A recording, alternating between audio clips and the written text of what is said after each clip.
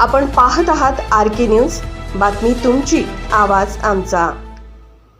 काय सांगाल या संदर्भात महाराष्ट्रामध्ये कधी पाहायला मिळालं नाही? या प्रकरणाची उच्चस्तरीय चौकशी माननीय गृहमंत्री आणि माननीय उपमुख्यमंत्री फडणवीस साहेबांनी उच्चस्तरीय चौकशी करण्याचे आदेश पोलीस महासंचालकांना तातडीने दिलेले आहेत। ACP दर्जाच्या सिनियर अधिकाऱ्यांकडून या सगळ्या प्रकरणाची चौकशी सुरू झालेली आहे। ऑलरेडी या प्रकरणामध्ये गुन्हा दाखल झालेला आहे। 5 आरोपींना त्याच्यामध्ये अटक केलेली आहे आणि 5 आरोपी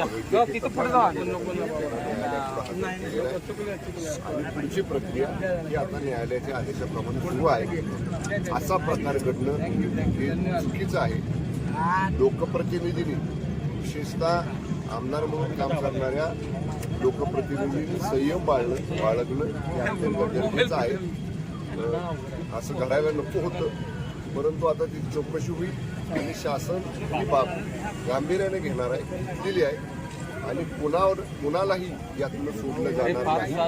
जी कायद्यात कठोर तरतूद आहे त्या कठोर तरतुदीप्रमाणे यातल्या सर्व दोषींवर नक्कीच कडक कारवाई केली जाईल। पण आमदार गायकवाडांची मला याचा पश्चाताप होत नाही असं म्हणतानाच मुख्यमंत्री एकनाथ शिंदे यांच्यावर देखील गंभीर आरोप केले आहेत। मी सुद्धा राज्य त्यांच्यामुळे सुरू असल्याचं आमदार गायकवाडांचं हे वक्तव्य मला पश्चाताप या गोष्टीचा होत नाही हे ऐकून मला सुद्धा आश्चर्य वाटलं, कारण शेवटी आमदार हे लोकप्रतिनिधी आहेत। संविधानाची आपण आमदार म्हणून पदभार स्वीकारताना शपथ घेत असतो, सर्वांना समान न्याय देण्याची आणि कायद्याच्या चौकटीत राहून काम करण्याची, संविधानाचं पालन करण्याची शपथ आपण घेतलेली असते।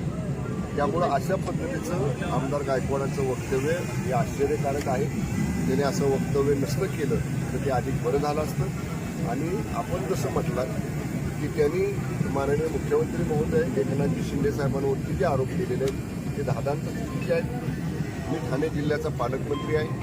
ठाणे जिल्ह्यात जर आमदार गणपत गायकवाडांच्या काही तक्रारी होत्या तर पालकमंत्री म्हणून ते अनेक वेळा मला भेटलेले आहेत। दर महिन्यातनं एकदा मी ठाण्याला जातो आणि विशेषतः बैठका संपल्यानंतर लोकप्रतिनिधींसाठी माझा वेळ त्यांना भेटण्यासाठी मी राखीव जिल्हाधिकारी कार्यालयामध्ये ठेवलेला असतो। अनेक वेळा आमदार गणपत गायकवाड मला भेटले, पण पोलिसांकडनं त्रास होतोय का इतर कुठल्या यंत्रणेकडनं त्रास होतोय, एकदाही त्यांनी अशी तक्रार कधीही पालकमंत्री म्हणून माझ्याकडे केली नाही। आणि माननीय मुख्यमंत्री एकनाथजी शिंदे साहेबांच्यावर त्यांनी जे आक्षेप घेतलेले आरोप लावलेले आहेत ते धादांत चुकीचे आहेत, खोटे आहेत। त्यामुळं असे आरोप त्यांनी त्यांच्याकडे जर काही पुरावे असतील तर त्याच्यासह केले असते तर अधिक बरं झालं असतं। मुख्यमंत्री पदावर अशा संविधानिक जबाबदारीच्या पदावर बसलेल्या नेत्यावरती असे आरोप गणपत गायकवाडांनी जर यापुढे केले तर ते आरोप मंत्रिमंडळातले माननीय मुख्यमंत्र्यांचा एक सहकारी म्हणून आम्ही ते बिलकुल सहन करणार नाही। एक हे जमिनीच्या वादातून हे झालेलं आहे असं सांगितलं आणि दुसऱ्या बाजूला याच्यामुळं भाजप आणि शिवसेनेमध्ये कुठेतरी तणाव निर्माण होईल, कुठेतरी परिस्थिती आहे आता, कारण आरोप होत आहेत, आरोप प्रत्यारोप दोन्ही। मला जाणवतंय आमच्यात काय तणाव निर्माण झाल्याचं भाजप शिवसेनेमध्ये काही वक्तव्य कोणाकडनं आली आज, बिलकुल असं होणार नाही। एका आमदार महोदयांनी अशी काही चूक केली किंवा एका आमदारांच्याकडनं अशी काही कृती घडली म्हणून त्याचा महायुतीवरती बिलकुल परिणाम होणार नाही। उलट माननीय फडणवीस साहेबांनी स्पष्ट केलेलं आहे, जे कोणी दोषी असतील त्या दोषींवरती कडक कारवाई करू आणि या संपूर्ण प्रकरणाची DGना पोलीस महासंचालकांना सांगून ACP दर्जाच्या अधिकाऱ्याकडनं चौकशी करू। त्यामुळे चौकशी अहवाल येऊ द्यात, कुणीही दोषी असेल याच्यात तर त्यांना सोडलं जाणार नाही। ओके, धन्यवाद।